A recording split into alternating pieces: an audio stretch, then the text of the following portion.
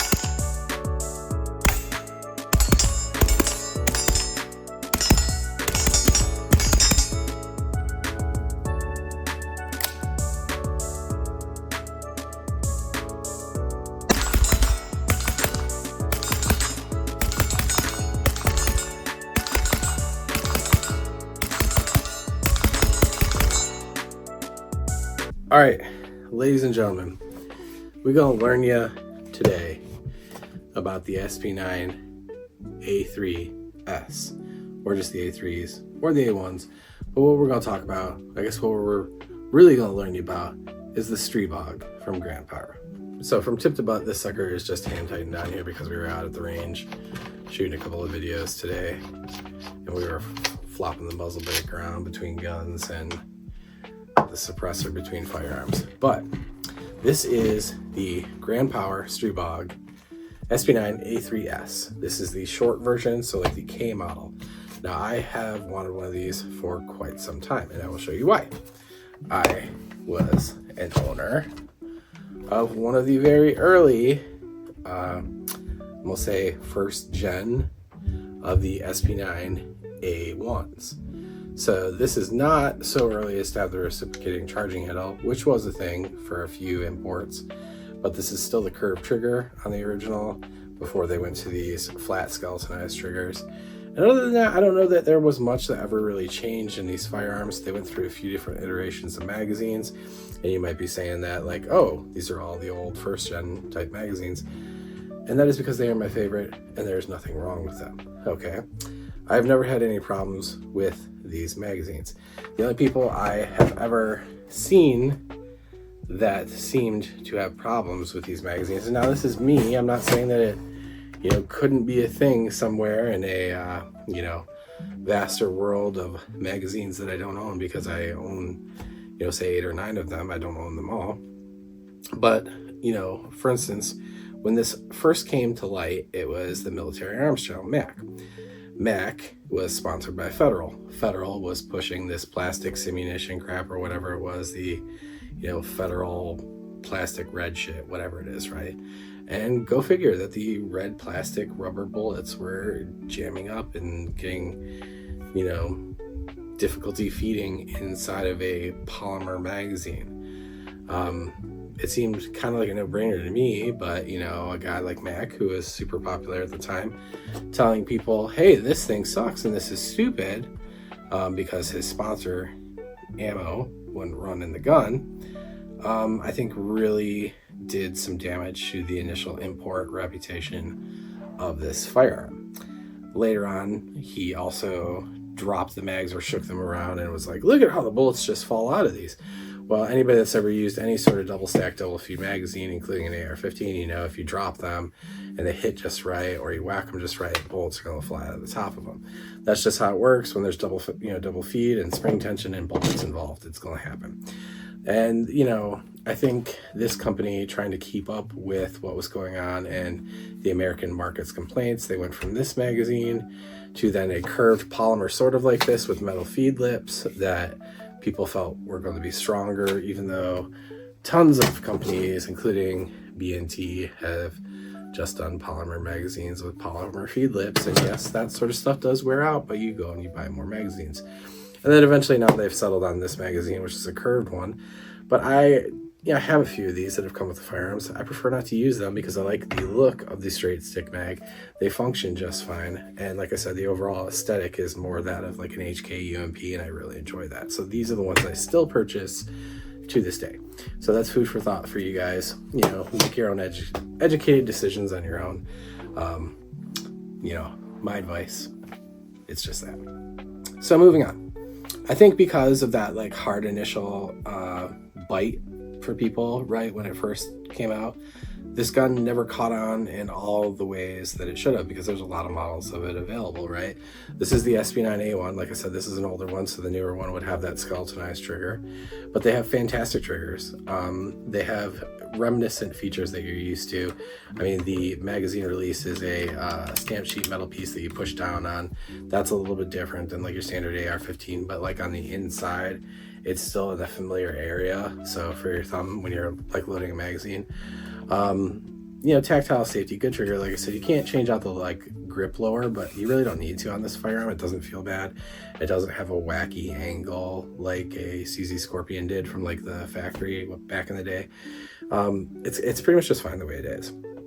Now, the earlier models also came with like flat back rear trunnions, and this flat back piece pops out, you know, slides up, pops out of there. This one here, I went with like a buffer tube adapter thing because that was kind of like what was there back in the day. Nowadays, they come with the pick rail, like 1913 adapters already in the back end of them. So you have like a lot of options as far as side folders or just, you know, like clamp on buffer tubes, whatever you want to do. You got products from like Midwest Industries, like this one right here, sporting the Midwest Industries triangle folder. A really nice piece, super duper expensive. These pieces, like, you know, this A3 stuff, this stuff, everything is so pricey nowadays, but I mean, you get really, really nicely made stuff for that money. It is worth it, you know, especially for like these nicer guns when you're putting a cool little project together, to spend the extra bucks on something good. And now the A1 versus the A3. The A1 has the heavier, you know, blowback bolt design, so you're going to feel a little bit more recoil with that one, but it's really not an overall bad firearm. You know, it's 9mm. We did a video on this one, like spotlighting it kind of like back in the day. You can go back and watch that if you want. Sorry for its, you know, no doubt lousy quality. My videos are, you know, not some high production deal, and not the most exciting thing, but hopefully they have some information in them that help you guys out. But great guns. You would not feel bad for around the $700 at these retail. You're gonna have more fun with this than it's worth, right? I guarantee it. But then if you got a little extra cash going with the A3s, I will say this thing shoots like that B&T. Like, I was shooting videos with both these today, and that B&T is just a blowback gun, but it's a like I said, it's a dual spring guide rod system, so super smooth and guided, no like chunky chatter in there at all. And then it's a hydraulically reduced buffer system, right? So like as it, you know, reaches its rear end, there's no smack to it that gives you that like recoil impulse. It's just this hydraulic buffer that cushions all that out. And roller delay, if you've ever shot anything roller delayed, is sort of similar to that in many aspects, a little bit different in the way that works. But like, you know, the MP5, things like that. Like, imagine an MP5, like that sort of roller delayed system that feels smooth, but with a great trigger of like an AR-15, like a flat faced, you know, no pre-travel, flat break, quick reset, you know, great little gun, super duper fun. You could build these things out all kinds of cool. Again, just like the B&T, and in the B&T video when I was talking about it, filming it earlier. Well, you know, you guys don't know it's early, but it was earlier for me tonight. But you know, some sort of little skeletonized elbow stock, maybe a little more like that one, but like lighter weight, this sort of optic setup with like just a pistol dot on a riser, real light. Maybe even get rid of this flashlight and get like a more low profile, you know, who makes that one that like just sits on the side that you press your thumb on, you know, but something like that, like some real low profile, sleek truck gun. However you set it up, these things are cool, man. They just run really, really, really well. In the video there, I was shooting it off a tire, and those are just stacked tires. They're not full of anything, so they wiggle around, and you know, you can knock them over real easy. But you just put a hand on there, just setting your hand on there, man, and you're just able to go. You could go. I'm not Jerry Michalak by any means, but as fast as you could go, you could put rounds on target.